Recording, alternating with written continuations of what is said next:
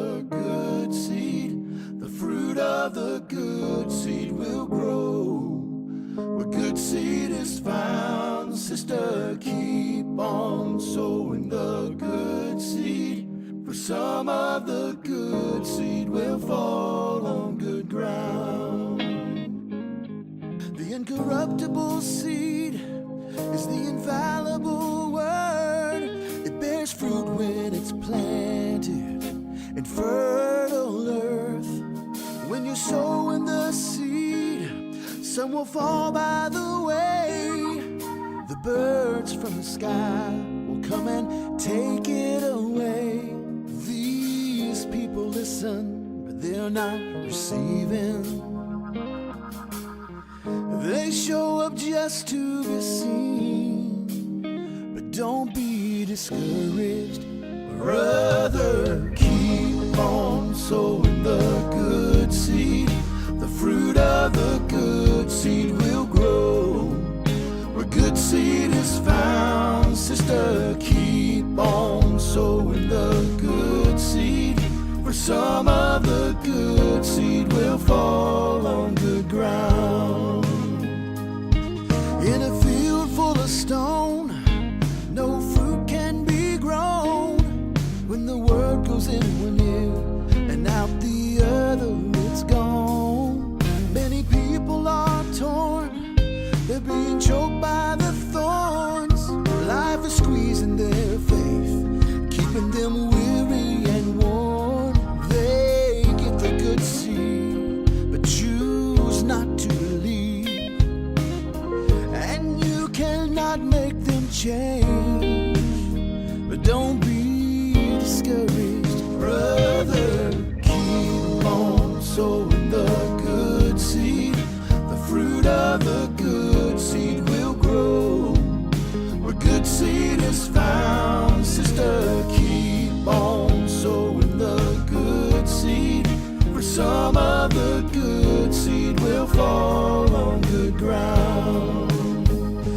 Good ground is where the people are found, who will live by the word, who will lay their life down. If they're not left alone, because the thorns and the stones are still there, but they don't care. Brother, keep on sowing the good seed. The fruit of the good seed will grow. Where the good seed is found, sister, keep on sowing the good seed. For some of the good seed will fall on good ground. Brother, keep on sowing the good seed. The fruit of the good seed will grow. Where the good seed is found, sister, keep on sowing the good seed. For some of the good seed will fall on good ground. For some of the good seed will fall on good ground.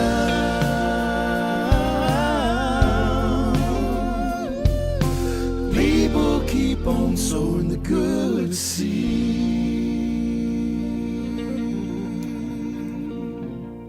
Hallelujah. Vi ia le tu ele nei tai au. Se tai au fa opopo ya so le tātou wola. Tātou te whaafo i ele vi inga ma le whaafetai lo tātou atua le tamā, le tua le halo ma le atua le anganga pa ia. O ia na whia le langi ma le lalo langi o mea o tumu ai le tua Abrahamo, le tua Isaako ma le tua Jakopo le pa ia o Israelu.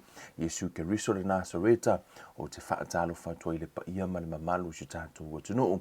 E le lo si tātou watunuu ia mai lava i sunga i whaafengai ngō lātou wharitua, le ngā teilea o tina mata māma tutua, ia ma le mālosi le nuu ia o sisi lava o whaapeona māua mai, e le eise e vale lumor si la whanga le atua o tātou umalava, e eilo tātou mafuanga, e ei foilo tātou taunu unga, a wane ngalo ia te tātou i le tātou sāvalinga o lo tātou iei nei, o le tele o teimi tātou te tepa tau lai, a na i le taunu unga.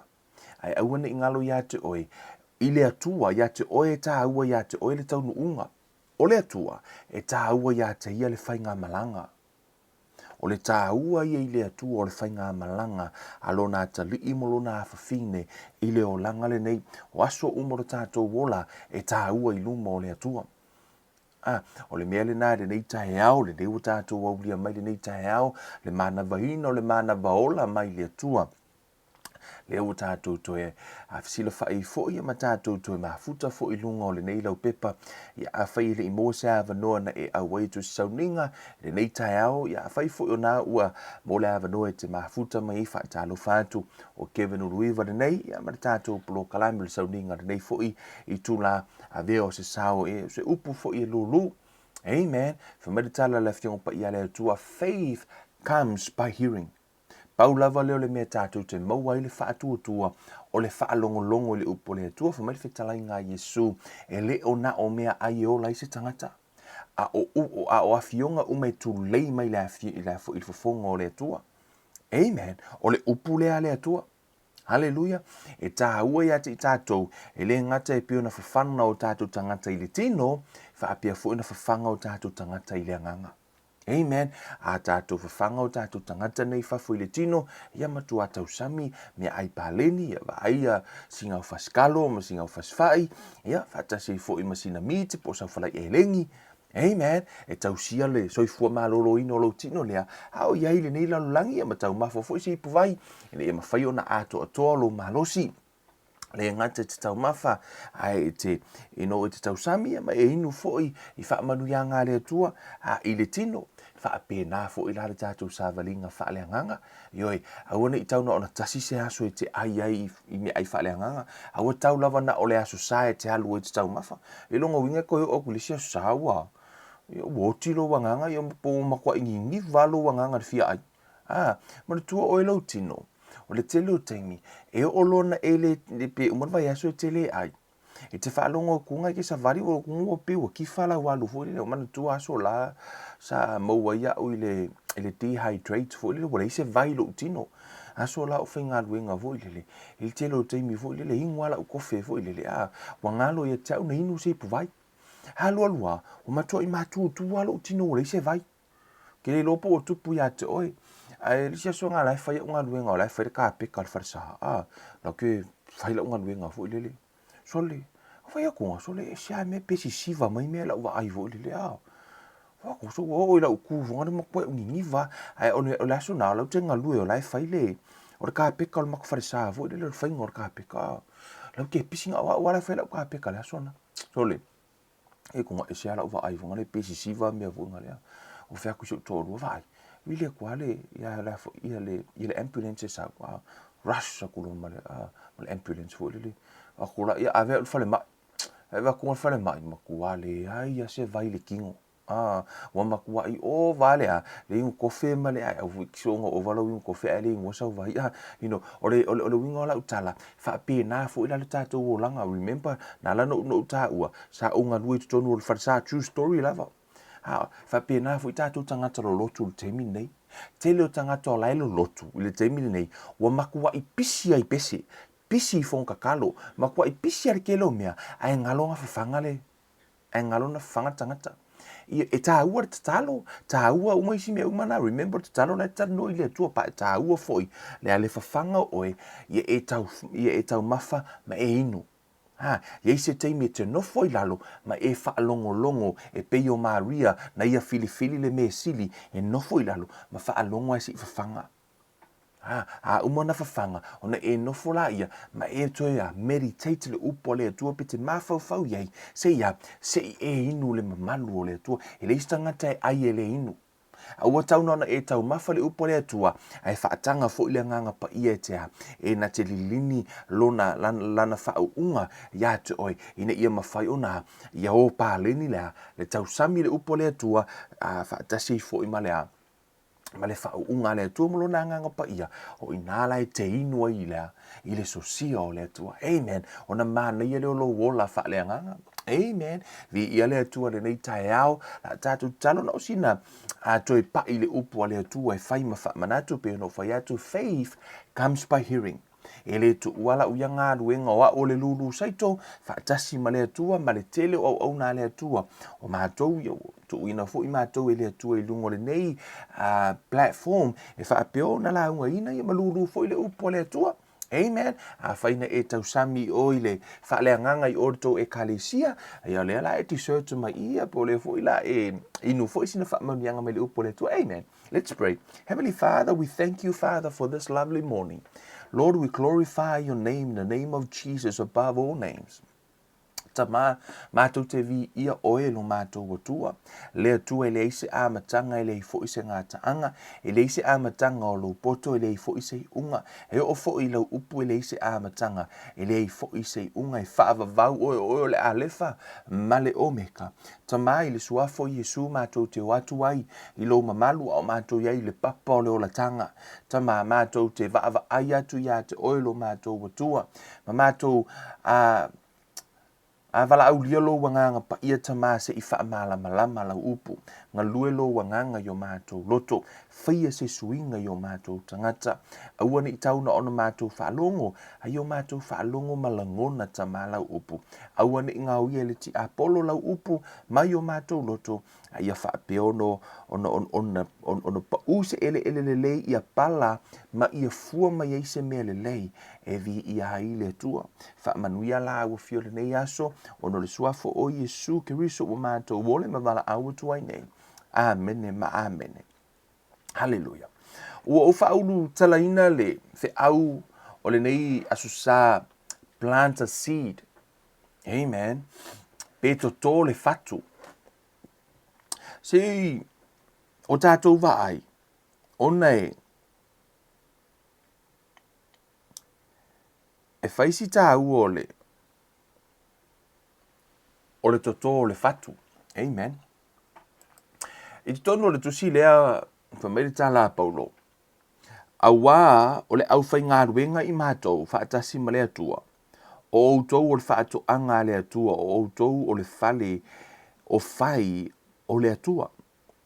O rai whamere tā la a paulo. O outou ia po tātou o le whaato anga. O le whaato anga o le mea o le lau whanua lea e toto i ai fatu. Amen. Ai o le tae au le nei, o te fia whaamalo sia le teimi le nei, o le teimi le nei e toto ai le fatu. O le fatu. A le la tātou o i le fionga pa ia le atua tātou te tala noa. E no wha i loa atu ia te oe o le whaato anga le atua ia po o lo loto. O le whaato anga le atua, la tātou o i tua le tusia mareko. O nei, e ese le tā u o le whaata oto lea Yesu. O te, this is a really big statement, au whaia le tala lea. O le whaata oto lea Yesu, o le o ngā to tonu lea o le tele o ngā Yesu. Le whaata oto lea Yesu, le tala noa i, e peo i e taula i le tele o ngā Yesu, anga i le whaata oto lea. Ai le i alu le tātou tala noa i le tātou whaata oto lea ma tātou wanga i atu i le isi la asanga i lungo le tātou savalinga whaalea nganga. E o te whaata noa whaapea i le o le whaata oto lea e whaata tau i le la au mo na fua ma le pau le lungo le ele. O le, this is a natural system. Ia pe o se natura lea na whaia i le atua le foafoanga. I le lalo langi le nei, na whai e le atua le foafoanga o le langi ma le lalo langi. Na whai fo i e le atua lona natura, ia pe na whai e le atua le taatitianga o mea sauna iai. Amen. Ia o tātou le tātou wola whaaleanga ngai lua whai totoa e tele na tilo i le tātou savaringa.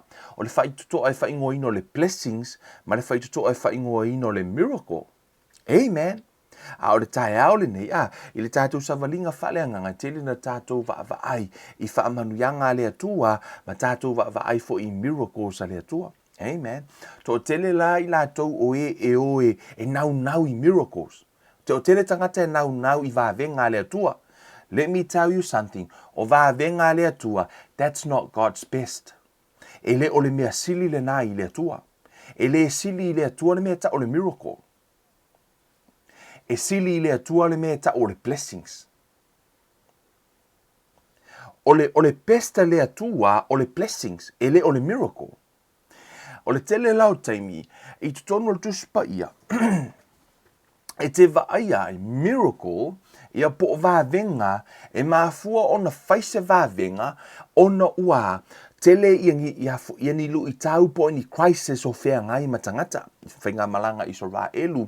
Ona o mo meo crisis, ma meo o lu I tau, ma whainga tau leo langa lai fea ngai matangata I sora elu. O le mafua anga le nana la ina whai le atua le mea tau le miracle. Sau le atua supernatural. Wa saula le atua break le law of the natural, which is o le mafua anga le nana whaia le atua le lalolangi. O le atua ia, na ia whaia le lalolangi, I le natural fo le mawhaina esa vali lunga o le vai. O le principle nana whaia le atua le vai, le mawhaina tua I lunga se tangata. So se teimi te tua lunga le vai te alu lalo, that's the natural principle. Ai ona ua sa vali pe telu I lunga o le vai, that's supernatural. O le mea na whai le atua. To o tele la ni se whai mai o le vāvenga le mea le nā. O ili su enga la auskola. It's not a miracle.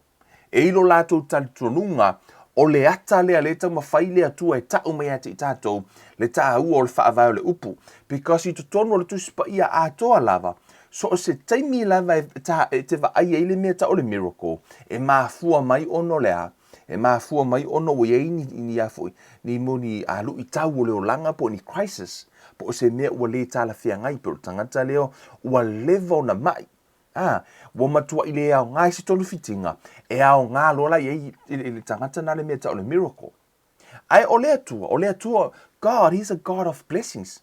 Yes, He's a God of miracle. Ao nei lana tātou wa ai whaapelua ni whai totoa fo I lele. Whaapelua whai koko ai ke alu I mea tau vāvenga, man whai toa te alu I mea tau blessings. A lo ke langa ai whesiri le teimi nei laulangi, o whēr whai koko ai ke whia alu ai.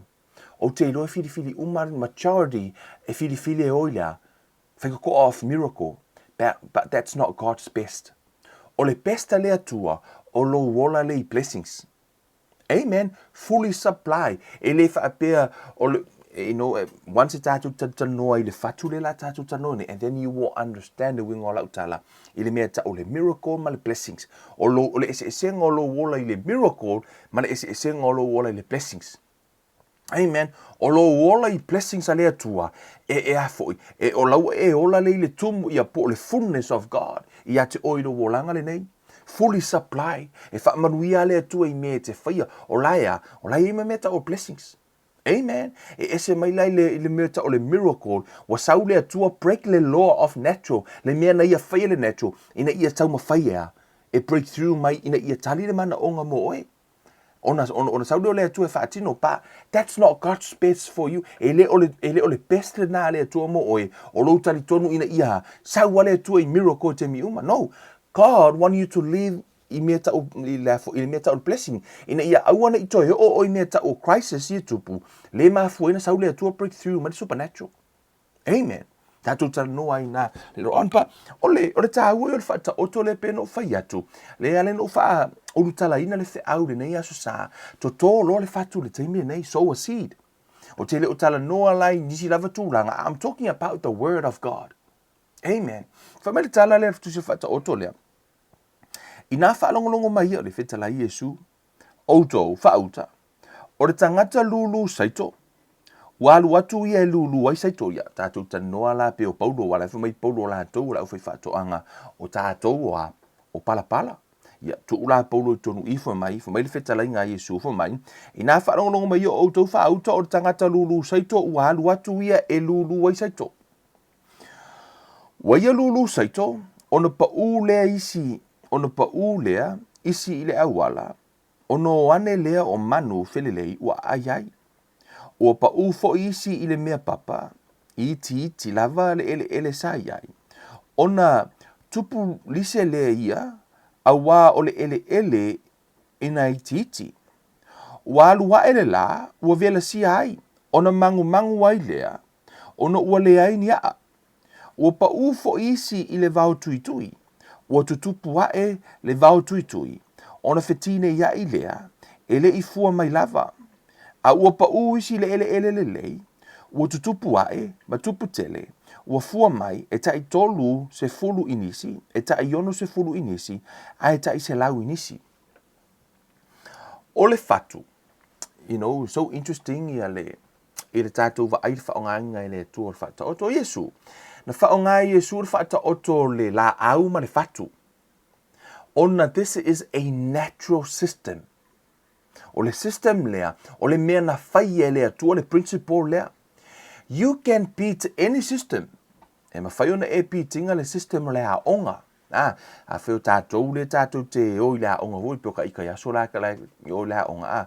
E whai lava maka upo whai a onga la lava ka whau. Ka whau ai kausanga a koa. Ai o olo i le pō muli mulia. Au kai au su enga, ai vai lo le moi, ma le ngunga le kofi fo le, ai vai le study ka malo a ho le a. O le winga la lau tala. Wa usa mai le tau sanga atoa. O te le study. A le fa to study le pole, ma la mar kai o ka la ku su e pasi. O le ala wa pasi just for that time.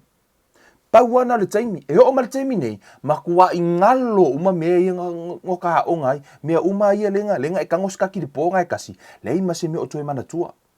Which mean ele o ao ngā lea o ngā le ngā o ngai. Tu so wa ngalo mei nā o ngai se ha, ona I beat the system o lana pasi le suenga. But ele isa umena maua mai ai. Ono le no o ta whāru tau sanga atoa, whakua uskaki ar pō muri, ai usu er kai au.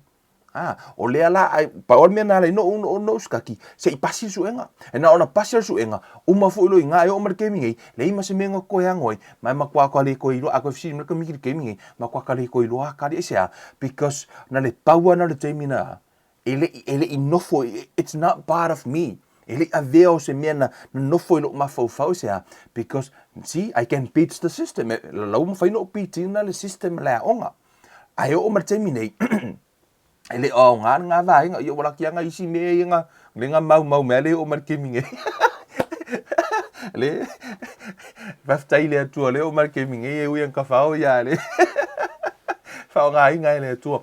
Hey man, a o lesi la, any system e whaiunga e pitinga, a pe nā fo ila le system le malo, right? So se mea lava le malo i te lo le tala fo le whaapeo o le whai e tātou o le ala I le pule o le tautua. Right? O le toa tele I o tangata I le tautua laua pule. E ui au le principle tu spa ia, tono tātou whai ngā malo, I tono o mata ngā ruenga, o tono a inga, e toa tele tangata la tu te pitinga for the system le na. Le foi, le whaatulangana le na, e o foi whaatulangana o e ka le sia, any system, e mawhaiung e pitinga. E le sia uona, e o maltemine, le whai ngā ruenga, mata ngā ruenga, le au le tā ua le ingo. Ai, kuso al CV ala kama, kuso makanga kuso o tūlanga le ngā ruenga lea, na o tangata hanga waa ma maua lunga mo mea qualification. O la uola lea, ma kua I malama I le mea kau theory, o I le mea kau practical, o se upule theory, e le theory. Whailo ar kamalo langa CV, fo lele. Ai kusi ar kamalo I lunga langa CV, fo mai o ianga scholarship I fiki, ma kua I maua lunga, whai umal mea fu inga le maa. Alu o lau whai ngā luenga, o ia laua I ngā ka ngā luenga ngā, rei mangisi o iloa, ele ia o ngai fiki. So he beats the system. O lau ma whai ona ia whaato I lalo ina le system le na whai. E afo le ngato le tūlanga o mea uma. Anyone e ma whai ona ia pitinga le system pe ma whai fo ona ia whai e se tonga fiti. E ma whai ai ona le sao se system o se mea. Pe o lea onga e ma whai ona whai la utonga fiti o ke ka whao kausanga a koa ai ma kua I le moe le vai aso muri. Ia rea lau o marikemi ngei, ngalo uma I le o au ngāra le system, e ui lava I ngā mea uma, a mokua I lea, le work for me, no fruit. O ia fruit o ngisio ngai mea, ale ka keiloa whai kau, whasa mo mani, mangai upalangi e ka keiloa whai kau.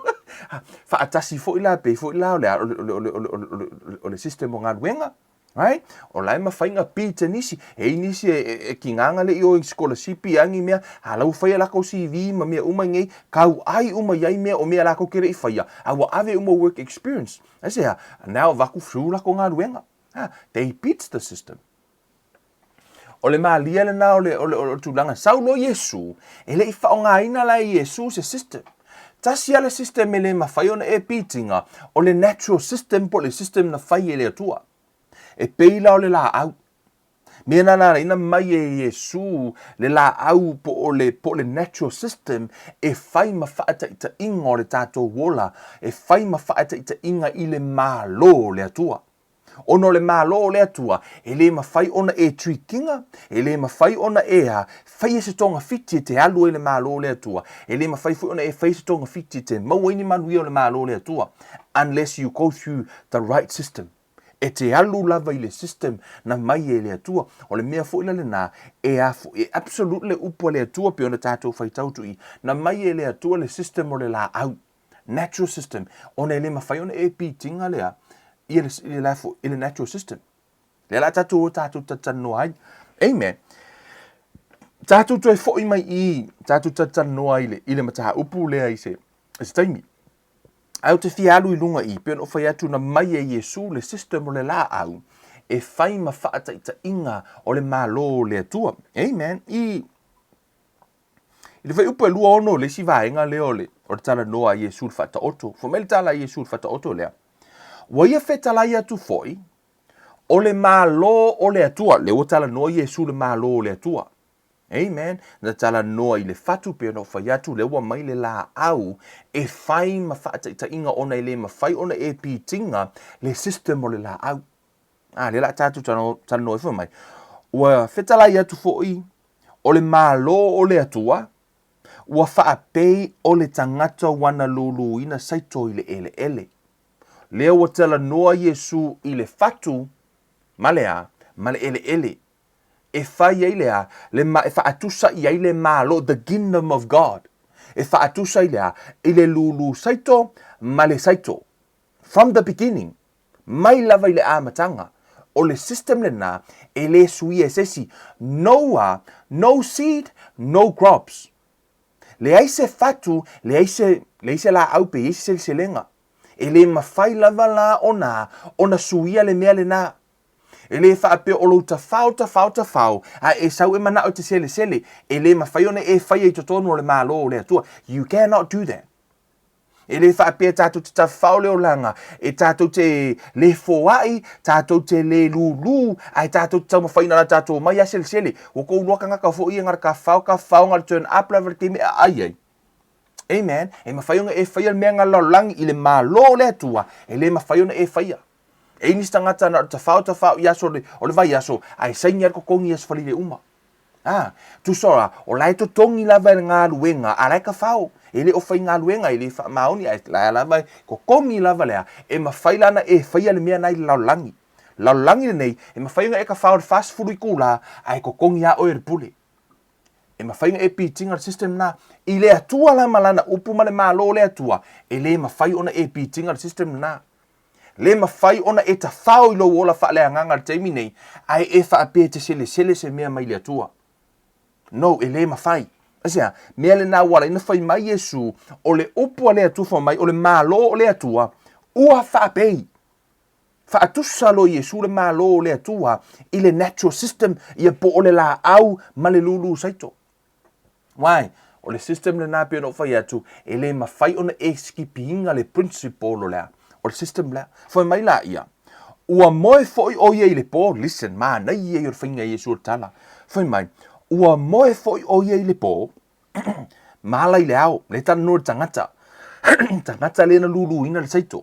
Whai mai, whai mai, ua moe foi o ia i le po, mala i le au, a ua totongo a ele saito. Matutupu wana le loa pe na whaape whea ia. Right? O lena whai e Yesu whata oto lea. O me mua lava before I talk about this. I outou i loa le mea ta o le lulu saito. E le tutusa i aso la le lulu ino le saito. E le tutusa ma aso nei.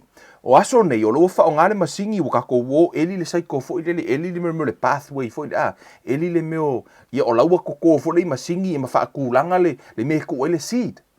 I aso la, e le ai, e tango le tangata i to tonu o meo le pakeke fo i le imo meo, na kangole, o ngā kangola ia kongi fo i le, le lulu ingo le saito, e alu la tangata lulu saito, malanga pakeke fo i le, e alu amakau ai fo i le, kangole lima, kui mai lalo fo ngali, ia makongi, e lu solo le saito. O isi la saito, e atu pa ui lungo lea, o mo meo maa. O isi saito, e atu pa lasi lungo lea wala. O isi saito, e atu pa u, mele na e pa ui lea, ili mo no fuanga la fatua, umana vele, le ala ina na toi ola ifo mo meo la au fititi nai. O lea lai, tala no e to inga lulu saito na, so se mea lava e kongi e li saiko. Peifo o lata mele e fai, so se tangata lava le whaalongolongo mai i, e le oa, o lea lava kau ai aku saiko, o fea lava pala pala o lai pa u i ai, o le mea lale nā lea tua. O le lulu saiko aia, pau ale mea o le lulu.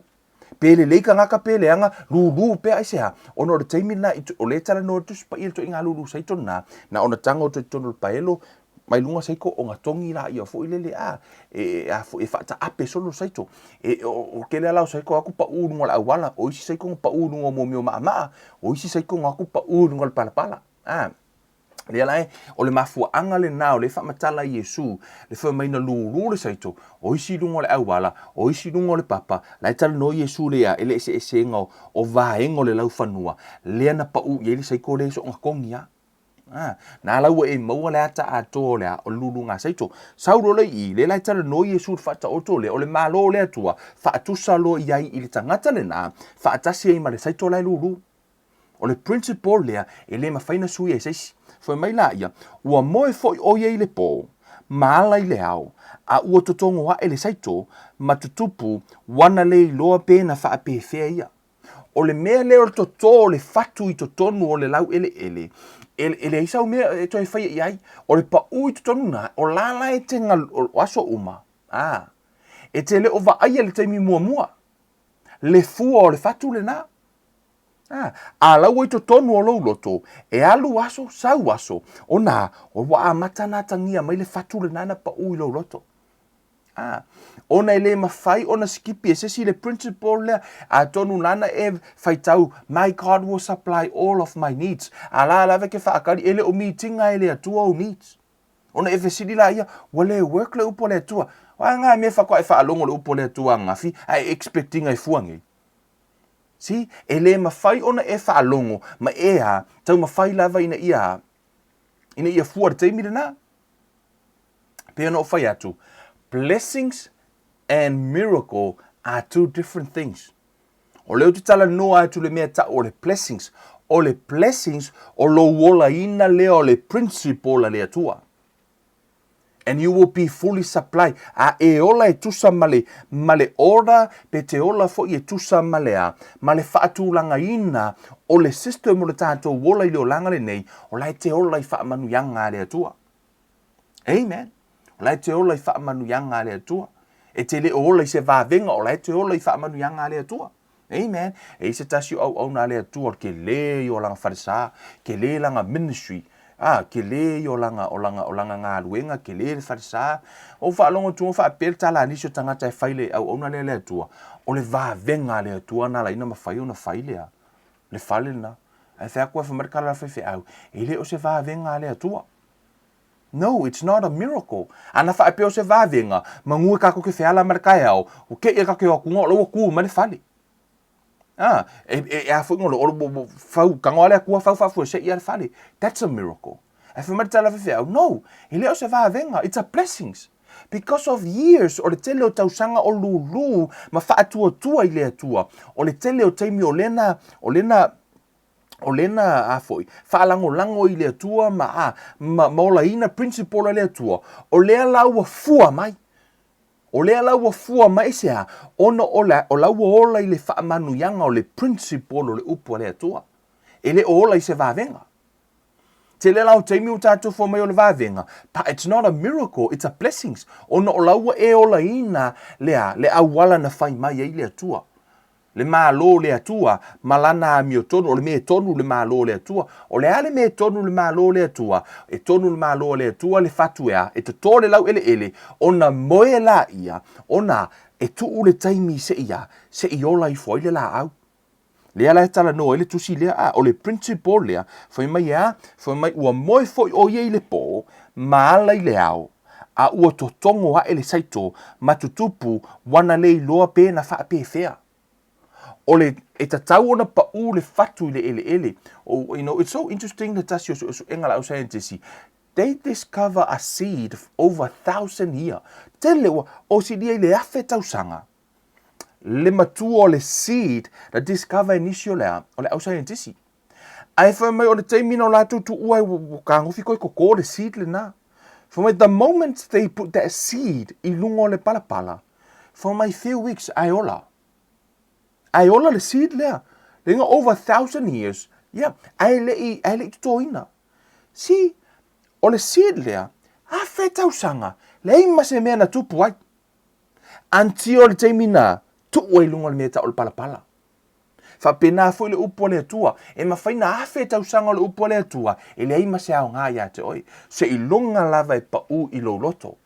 Pe tu tō ina I lo loto. Ona whatu a mawhai lo le o ngā ioi. O le tele lau taimi alai, ona le ola le seed I loto tangata. Ona so se taimi lava tupu ai, o ka ifa mai vai, ele o work, o koe eli lunga le seed maka e. O kupu mea ngai o le wama e kango mai le seed for man. Ele mele kupu le seed, ele o work le seed. Ya koe.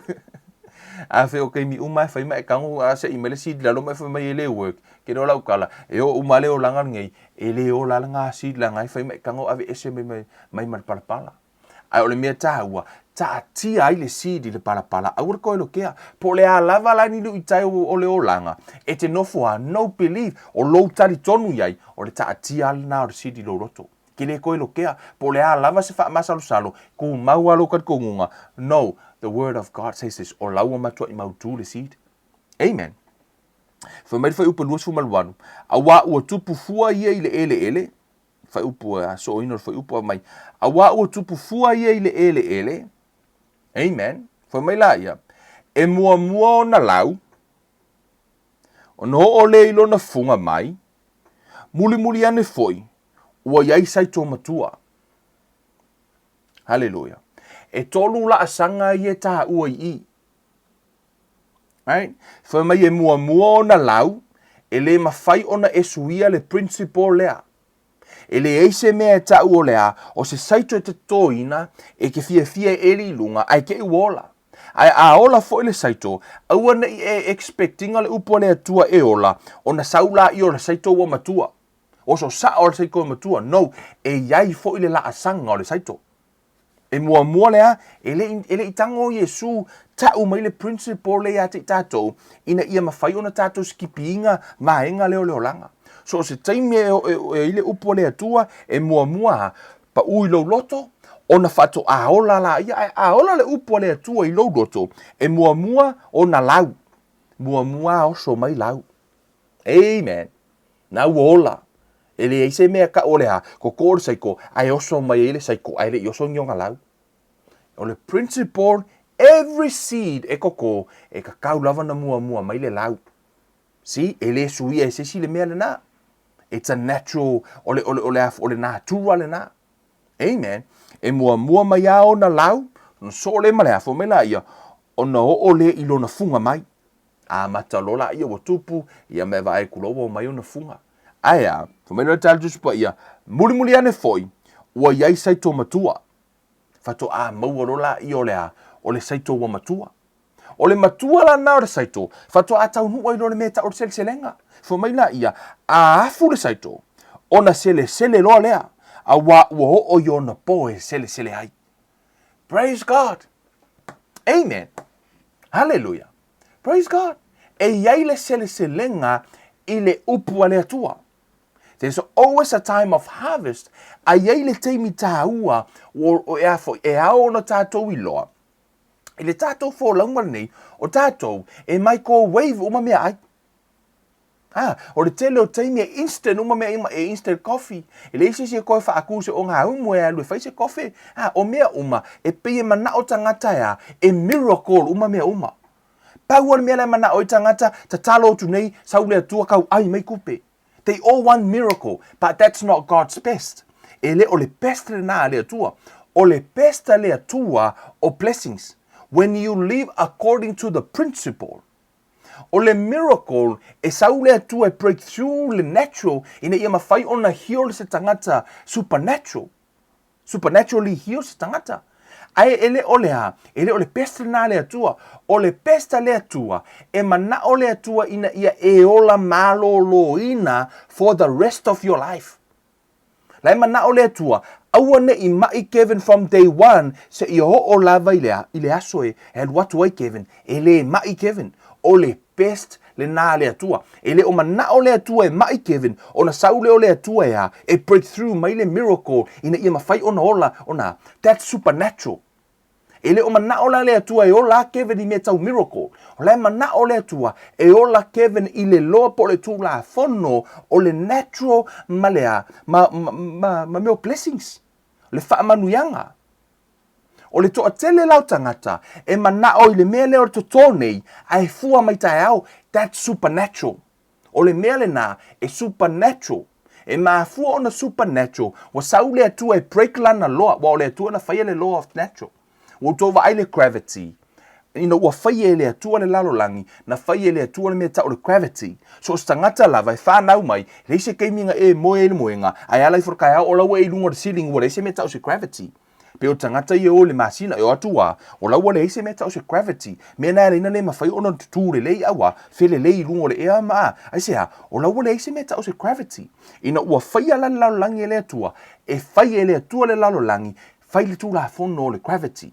So stangata lava e whanau mai ma o leo langa atua e le mawhaina pa u e se malaulangi sea o lai e le pressure lana tu e le atua o le tūla fono e o fo I le la o ewa ai le la na whai e le atua le tūla fono I le sta milonga le la I aso lea tausanga 360 something aso le ta amilo I le lalolangi le la right Whape nā fo I le masina tofu uma vaenga ma tūla fono na tu uina iai e le atua Whaapena fo I le tangata ola, na whai e le atua le tangata ola e ola I leo langa le nei, na tuu ai fo I le atua tū la fono po o ta iala o principle la le atua, a ola ina I le tangata, ona ola leo tangata I blessings.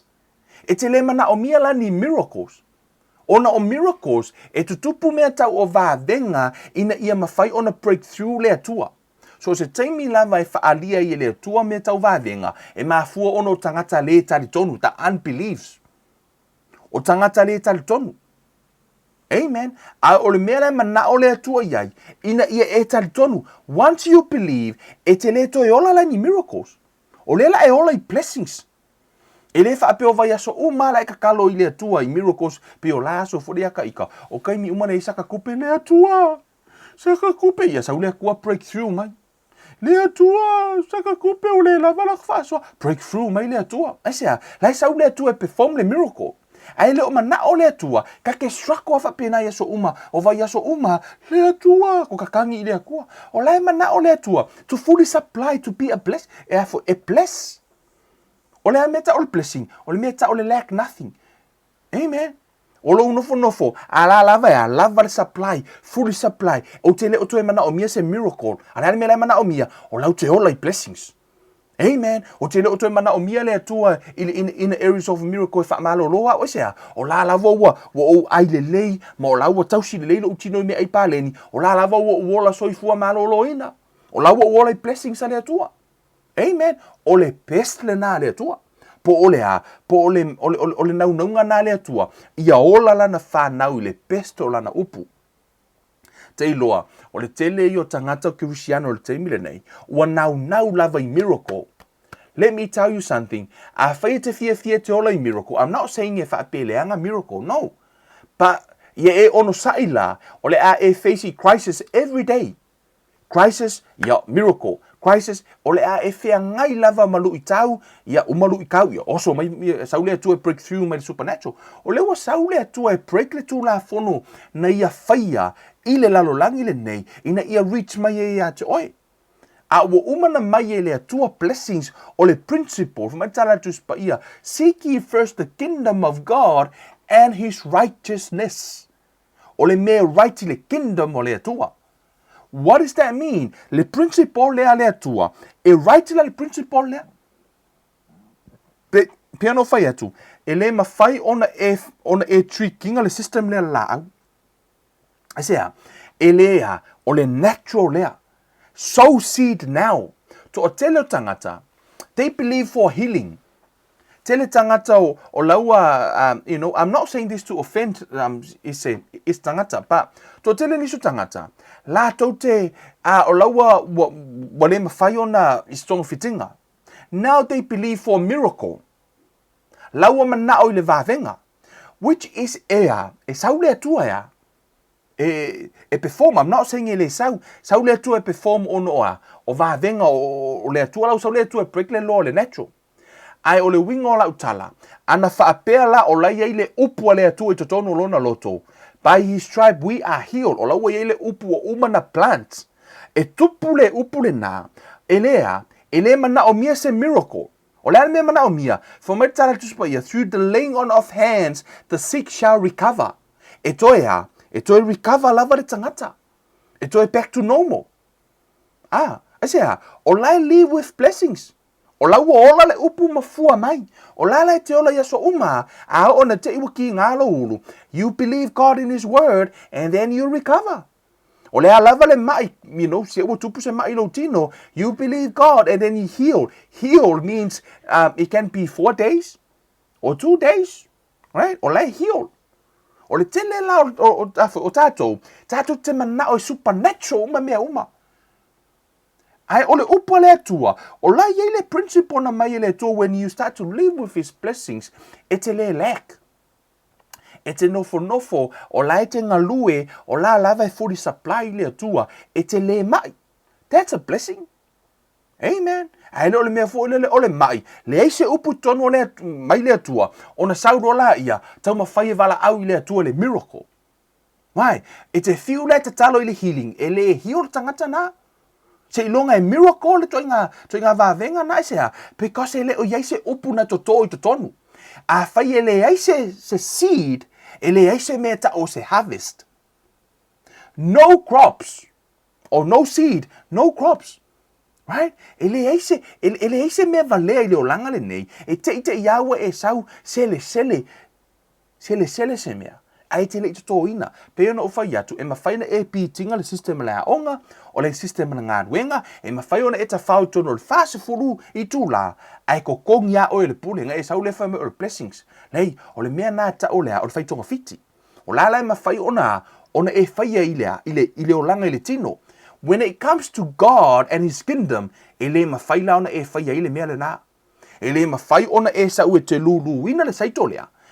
Petele ele mawhai ona e nofo wa e mai e whai mai lea tua wha maloloa ai le aise upu na toto ina I totonu oe ele ai fo ila se fua mai I say we all go through the system a lea tua o lea whai mai le tala le tuspa ia e mua tupu fua whai mai awa ua tupu fua ia ile ele ua tupu le la au supernatural le tupu o le upu o lea tua whai mai la ia e mua ona lau. Whamai e mua ona lau. Ono ole I le funga mai. Muli ane foi. Wa iai le saito matua. E le mawhai ona e suia le system lea. So now is the time. O le taimile nei mo oe. Whai taulau tu spaia. Study the word of God. Put the word of God in you. Lulu atu, whaalongo ma ia pa I lau loto. Asea, ina ia mawhai ona ngalue ai le atua, ia iaise taimi ia sau sele selenga. Spend your time with the word. Amen. This is not I'm talking o le tala noa ile whaamaoni o le atua I lo o langa ma le maua ainga. This is the only testimony mawhaino o testify ina because o le mea laina tupu yata ita. Wai le mawhaina e whaamatala ina se mea has a testimony pe whaile I tupu yata oe. O langa atoa. Even my mom, I feel my mom, I look tina. Wa onga I avele. There's a one thing I ate out. O ke whelua ia mala kuspa ia tutono la atoa onga. Alau ke aonga I avele te mina from year 9. Amen. O ke whelua ia. Mala kuspa ia up to year 13. O te whelua ia mala kuspa ia I te mina. O ke fia whai kau kuspa ia. We have our own Bible study. Manisio au usom tua whaafine ia onga. Whai mato Bible study. I nā taimi. Le ai ma se mea o ngā mea ngā foi. Ngā sa fua I loko o langa. Ia. Ngā aloka whai kaua. Ai le ai ma se fua. nga kele ala kala kanga ka ka la ke information a u mangina ku spo yo lo fia kama loko ya lo wa mi o le ma fau ya ele ima se fu ngaso pa o la lava na fai tau I was keep reading fai tau ina wo ma mai fo I fai po ma to a inga it's part of our testimony aso uma sometimes we spend like 8 to 12 hours praying in tongue and also read 12 hours reading fai tau le tus pa ia ma futa ile upo le tua o le winga la utala back then o te le o toi fai ala le taimi nei ona a o longo ko e peki lea sfuru fai ku lai fai ka ku spa ia o ngale fai rola I o le mena familia tu ia ta o fai but back then I think over 10 years of my life o le mea lea o la ule ia mea sa fai o le fai tau o tu spa ia tatalo fai tau o le tele lau taimi ele o tele o toi fai ala le mea na o le fai tau ma tatalo sfuru ai ku la sfuru nga fai aso la o le taimi nei it's more of like waka meditate le upo le tua pa o le upu na toto back then ele fa penga nga fako ko fia la unga lo sa do fako a fa yang la unga pe fako a ka penga nge ka ko no tuma ka ko mele nge lot of those things o me lo wanga lu mele tu le taimi nei some fresh revelation maila na upu malina lu me lo nanga but the seed o le mena toto yasola o le ala wa ye le selenga ile tele o nga luenga ile upu ale tua tele ni tangata wa fa na for winner tele ni si wa fa for winner I be no fair to I'm not bragging o le tutala no I tau au mai le point amen o le tutala no wa ana le ai le tua ile ma fai ona oa ho mal temine o ke le mala malama na upu pa o lona nganga o le upu la le tua na toto yasola ele ifua o le fakaka va ai ku ifua le keimi ngai amen pa olana toto so now I have a harvest when it comes to ile upu le tua even in finance I tulanga tau seleni o le tele o ngā ruenga no ta so back then ya so la fa alongo lava le principle of sowing and reaping no tala no ai 10 years ago sa o wa lu o ke le fa pena lu ngai ai o le si va yaso sa wor kupe pena nga sa fua mai no ele I fua mai back then amen never ko amaka nga fua mai last year mata na fua mai le harvest ale atua I fa manianga ale atua financially in the year before mata nga na lue mai le atua o lala ana le ai fo ise na principle ona ele mafai ona ele mafai na eski pian me le principle le ale atua o le toto nei ola nei fua nei tasi lava le me fa pena e tupu fa pena o le atua o le vavenga o to I lo le taimi na tu waile le to o Arona this is the story te mo I thing twai ina walu ya Arona for me te lo le atola au le ye na tu o te tonu le mana tu o te tonu ma le plate fo le tu la fo la ave le atola au fo le na fa Israelu fo me tala tu spa ia na ave ia il me ole o tu la fono se folu tu o te tonu papa fo ie wa ave ia ma le manai ta mana o tu o te tonu ina fumelo le tala just paia wa ave I mare to o Arona o ko a longa foi o mo ko fast fur sanga o fel wa a longa malanko ko o le ngal mai fumelo tala just paia na ave to o tonu le o le atola au o le taimi la but the moment na tu o le to o tonu le la au fumelo tala just paia na ola ya mafua ya o le la au fumenga kuaku kokong ai ola la au mafua mai ai kongolea ai sea o le vavenga ono le atua ele se me mate I le atua me na so se me tu I me ile atua e ola pe ola aunga nga kuaku me la ile mamalu le atua fa la au fasu ka so ofel wa ka malo malanko ko nga kuaku I to le ku ola la au fo minga fua ya na o le atua na o vavenga ma fai ona fai ai me na ai o le law of the natural po le tu la fono o le natural le tato te olai e to le fatu e te faatali fo mai foi upe lua fitu ua moe foi o ia I le po maala I le au lono winga e to le fatu ona ia I le mea ta o le faatali tali e te alu e moe e koe ala e koe moe koe ala lulu iai moe koe ala o la lave to le fatu a ala ia fo mai le tatu spa ia a ua tongo a ele saito matutupu wana le iloa pena fa pe fea e ola I fua ia A o e moe ma e ala o la aso o le lavanga le ai ni faku sa lulu financially in some of the areas ioi ngo ka moe o ka moe o ka ala ioi tali lava le taimi se i matu ai le selenga wa tatou i lo umare principle le na i to tono whaatoanga i Samoa i le ingi si koko ngai le kepula ai sele tai au. E le taimi e ni tangata inspire. You know, some people inspire lo ino wo whaamatala ina atu le harvest, le water harvesting, alright? You know, don't get me wrong. E le taimi te whaalongo ai. O lau tala noa mai se tangata fo mai whaamanuyanga le atua ia te au. Inspire lo le tangata. Halu lo lu fa mai okay. Lau va ai lau from ka kongu le mele le principle le sowing and reaping. Le lau walu fo ai lo wa fekala. Mo ki ngoa la mo mai ka au pe o ngaka la. Halu lo fo ai nga fekala. Mo lona manatu e to tone ai fu mai tai au.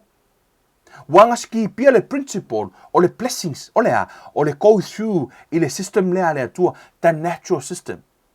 O le system le ele pitinga se e le mawhai onga e pelongia le system a le atua. Mea nai whamatara tuspa i o le atua e le ulangia le atua. Asea, whamai e lea, o le mea lava te lulu e te sele. Amen. O le mea te lulu e te sele. E le mawhai lava ona e ulangia la le atua, whaapea, okay la, le lau kwanga trick le atua i, le lau lulungei, a le lau sele kai au. E le mawhai ona e whai le mea na, se I longa lava e vavenga, se I longa lava e miracle, o le breakthrough a le atua, but that's not God's best. Ele o le best le na le atua mo oi, o le best a le atua is not miracle, o lea blessings, live your life with His fullness. Ea, e te ola soifua malolo ina ya so umolo wola, e ke le manga o mia se vavenga e sa uile kua e wha malolo instant oi. Esea, o la we e ola oi e langa blessings, e ke malosi ya so umolo wola. Right? E ke kaule manga o mia fo ila lea tua e breakthrough, ma ilea tua e sa sa akni kupe I lungo lea. Esea, o la lave ke ola I blessing e fully supply ya lea tua. O la we e ola I le blessings. E te le ola lai ni miracles day by day, o laua e ola blessings, o laua e ola I whaamanuyanga le atua. That's God's best. E mana o le atua e fully supply, I lo malosi, o mea uma financially, e mana o le atua e cover uma areas na o lo olanga, o lo wola le nai le blessings a le atua. Live according to His blessings. Right? O le nau ta inga le nā le atua. E lua maenga, e ifo lisi vaenga e sili atu. E lua whaatua tua le tono tuspa ia. O le whaatua tua ina ua vaaya. Ma le whaatua tua I le upu. Just saying the word. I le upu le atua. Fo mai le tala tuspa ia, tau mara tua fōri whawhine le na whai mai le tala sau I Yesua fo mai. Le mesia lalo tai fo mai. Amu ia susu na e susu ai. Le tala le fide le na whai a Yesu. Amu ia susu na e susu ai. Ai whamai tala Yesu. Amu ia le whaalongo mwhai. E sidi atu ia Yesu tangata e whaalongo mwhai. Pero tangata le. Whapena fo le tala le tuspa ia. O tō mō fo le tala le tuspa ia. Le na sau ia Timoteo. O ia fo ia Toma. Whamai tala le tuspa ia. Na sau a Yesu whaahali ia Toma.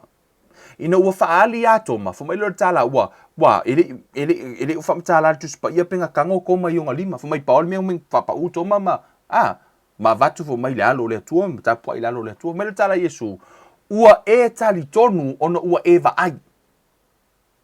O le miracle o le vavenga le vaai o le tamaloa le ia Yesu I ona lima. Tuso lana whaatali se I vaai. O le mafua anga le nao vavenga. O le toa tele o tangata, e mana o vaai I vavenga.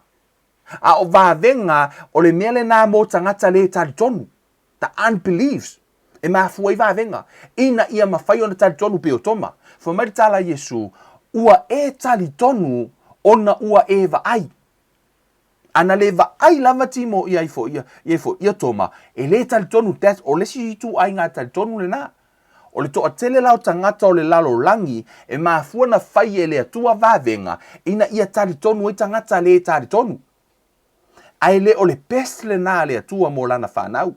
Fo mai tala Yesu, e le me sili atu le toma.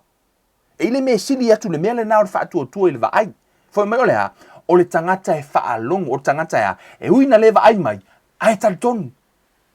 Just a word. Just a word. E sili atu lale na ilo le tangata e te isi ilonga, ma Yesu, whaali mai, e whaali mai te au Yesu. Kaimi lava ke whaali mai ai, o ke karikongu i le aso umbolo wola. That's not God's best. O le besta le atua, e ui lava na e lewa ai te talitonu i ai. O le best la na le mana o le atua tātou te ola, whaafetaila i le atua, pe a whaitele i wa ai a Yesu, pe ke le i wa ai ngi whaalinga, mo iska kai manga o i whaalinga, me mea maka ukia fwe. Yeah, it's nice, I'm not saying it's wrong, but the besta le atua, pe te wa ai, pe te le wa ai, e le whaapetu whai atu, no, it is God's will for you to see vision and revelation, pa o le pesta le atua, lo talitonu wino o lana upu. Tu sa lava pe te le wa ai se mea, pe te le whaalongoina o lana pest, ia e ola i principle o tuspa ia.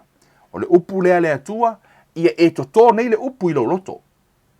Teimire nei, whai tau, wā teimi awa noa whai tau. Ina ia iai se sele selenga. Ai auana e expectinga le atua, e sau supernaturally, e sau e whaimea umalawa mo oi. Ai manga ola ke ola i miracle ia so umolo wola, it's up to you. Whaianga e ola i miracle ia so uma, ai e ono sai foi la, na o whaafita au lea whianga i ma oi, ia sau le atua, ngā lea ia se kupe, ia e believe i le atua le miracle. Sau le atua le miracle. Amen. Alai mana o le atua e te ola i blessings. You know, wha uma atu le tato upu le aso ne, o tō mana tua le tala i le, wha ta oto i le tangata le sa. Maritala tuspa ia to lua tangata, o tangata na faulo na fale i lungo le one, ma tangata na fau lungo le papa, right? Ona foi. Ona angi mai la i o le matangi. Fumero tala tuspa ia, ua malepe i le fale le tangata le sa fau lungo le one, alai tu mau tangata le na fau lungo le papa. Fa'atusa le Yesu le tangata valea ma le tangata poto. O tangata valea na fau le fale lungo le one, le tangata poto na fau le lungo le papa, which is o le word o le upo le tua. O le pau ale esenga i tasi ale matangi. O le makangi ale ngangi ngale ngai le fale lai o le ongi. O le makangi fu ngangi lenga a fia le fale lenga i lungo le o le papa. Pau alo na esenga. Ese mea na faavai ai. O le isi o lungo le ongi, a o le si lungo le papa. O le esenga o whaavai na mafua iuna tu maule si fali. Ai tutusa uma fali. Tutusa leia me na whai ai. O le, ta ua o lo wa aile whaata o tona, ino aso lao.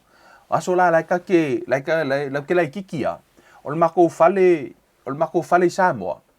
E whaapea ui aso la wai, e ngai ahinga i kua ko mako lai oi vailoa a.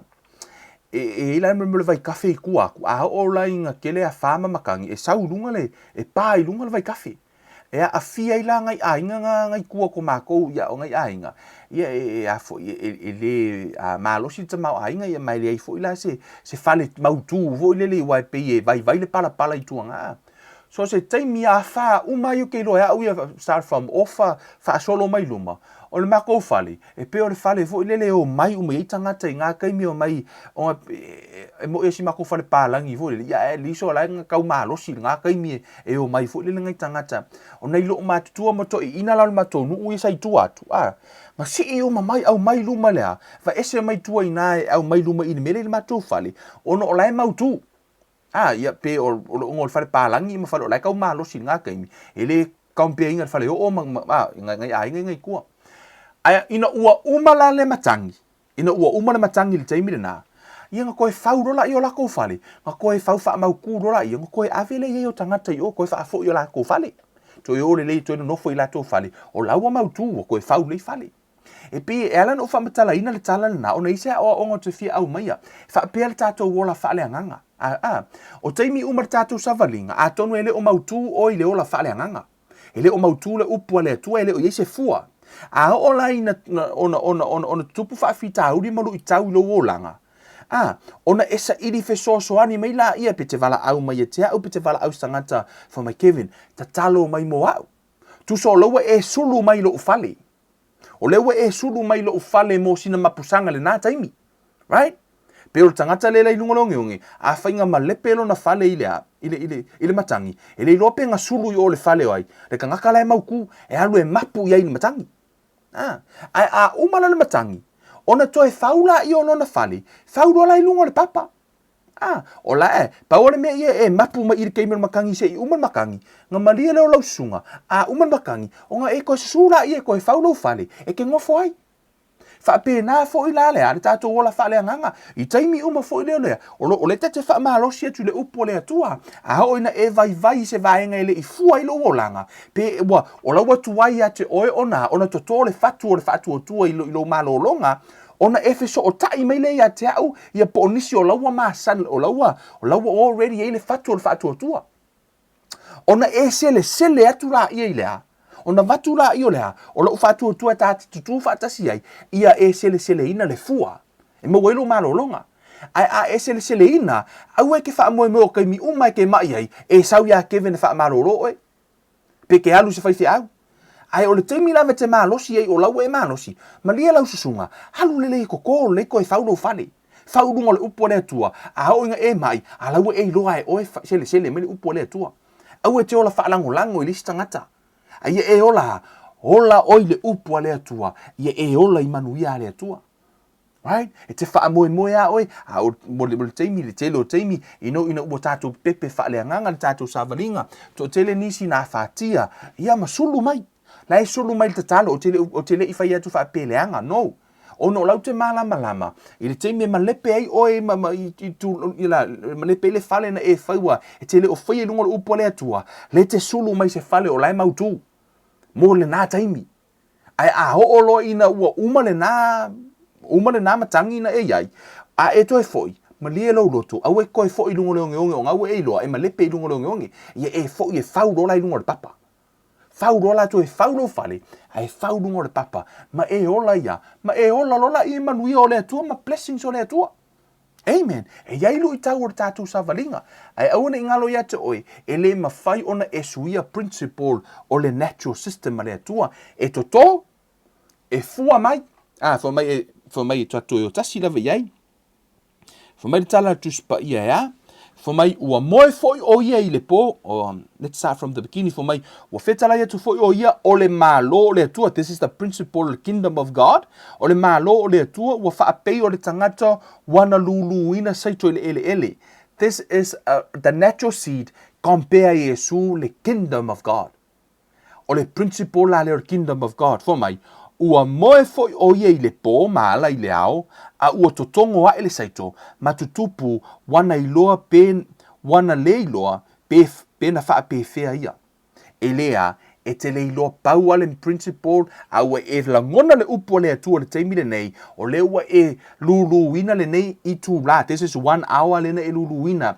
te faa longo I le upo le atua le ala ua pau ele faa pe ala kea suia ngi lo volanga le lo to fatu aya alo lo se yo na vea o matangata fo fo mai la ia wa o tupu fua ia ele ua mua na lau sau ka ko lau ono o le ilo na funga mai sau ona funga muli ane fo I wo ia sai to matua la wo mai sai to ma na yo la wa to fo mai la ia fu le sai to ona sele lo lea wa wo o yo no po sele ai amen ia lulu nei le upu le atua I lo loto plant now sow now sow the seed now olea ma ai le taimi faonga le taimi te talo ai faonga le taimi sa ile upu le atua faitau pe le malama faitau ko uiai ke mi fa malama to le nganga le atua it's in you amen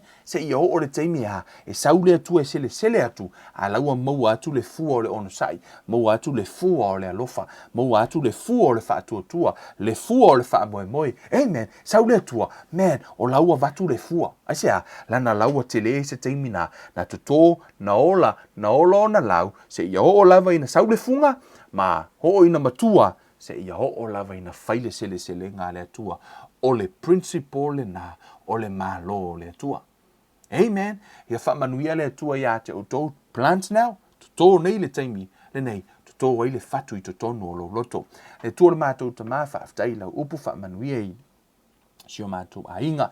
La tō umalava o mafuta mai whamanuia fo I paanga le KLM. La tō o whaapeona ta talo mai le ngā ruenga nei.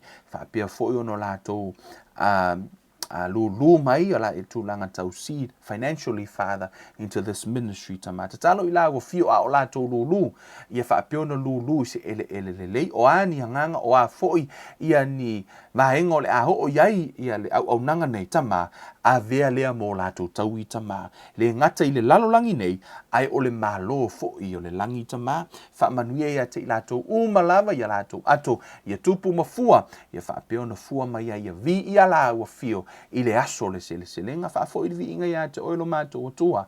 Nei ma se ia o I le whaavavau lava. Amene ma amene. Hallelujah. Vi ia le tua le nei tu la, ia whaapeo na whaamanuia le tua I lau sāvalinga. Peo no tala no atu. Taimi le nei tātou te oa I sa ili le upo le atua malulu ma sa ili manu o maua le taimi. Aua ne I eva aia ko laua sele iskangaka. Ai whakoa e alu lulu. Amen. Well, too late la. E koe lulu aku ilo inga la koe whakalikali fo le keimi koe sele ai. And now is the time. Lulu, spend time in the word. Spend time in prayer. Spend time. Te le so taimi whaalu le upo le tua. Manu o yei le taimi. Amen. Ina ia maua sau selenga. Amen. Whamanu ia le tua ia te o tau le ainga ia ke riso. Vi ia le tua tātou whailoa I le aso lua. O le tātou Bible study le tu lai valu. Taita e tua le tua lo tu soifua. Ia, malo nei ola. Ina ia tātou waulia ia wafo I le tana no ino lana. Upu whamanu ia le tua ia te o tau le ainga pele ia ke riso. O Kevin Luiva le nei. A lofa tele mo o tau wha soifua ia.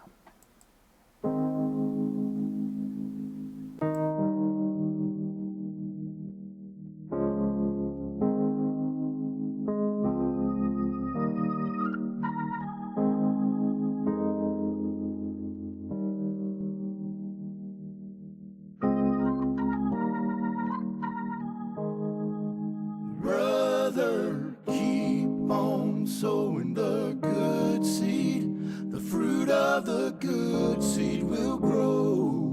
Where good seed is found, sister, keep on sowing the good seed. For some of the good seed will fall on good ground. The incorruptible seed is the infallible word. It bears fruit when it's planted in fertile earth. When you sow in the seed, some will fall by the way. The birds from the sky will come and take it away. These people listen, but they're not receiving. They show up just to be seen, but don't be discouraged. Brother, keep on sowing the good seed. The fruit of the good seed will grow. Where good seed is found, sister, keep on sowing the good seed. For some of the good seed will fall on good ground. In a field full of stone, no fruit can be grown. When the word goes in one ear and out the other, it's gone. Many people are torn, they're being choked by the thorns. Life is squeezing their faith, keeping them weary and worn. They get the good seed, but choose not to believe. And you cannot make them change, but don't be discouraged. Brother, keep on sowing the good seed.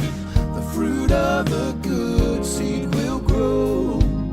Where good seed is found, sister, keep on sowing the good seed.